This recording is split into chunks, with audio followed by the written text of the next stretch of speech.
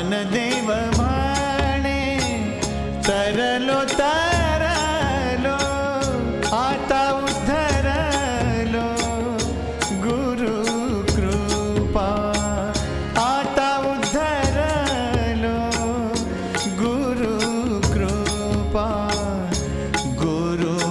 कृपा श्री गुरु सारिखा असता पाठी राखा श्री गुरु सारिखा असता पाठी राखा इतरांचा लेखा कोण करी इतरांचा लेखा